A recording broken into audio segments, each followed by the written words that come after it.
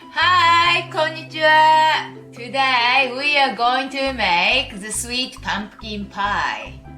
So some countries using pumpkin for just savory dish, not sweet dish. Also, a pumpkin is quite big. So you may struggle to use all sometimes, and that's why I want to show you how to make it. So let's get started. Pumpkin.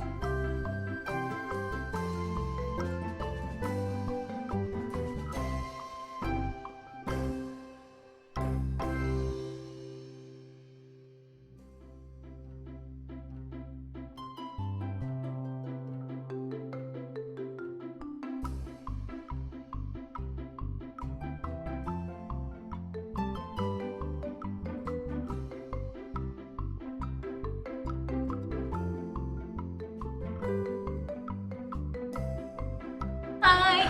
Okay, so this is my pumpkin cake. The whipped cream and a bit of cinnamon, the extra, and I just try it now. Itadakimasu. Okay. Put the cream on. Really nice. Good noise, isn't it? Crazy chainsaw cutting it down the tree. Pumpkin pie is so nice.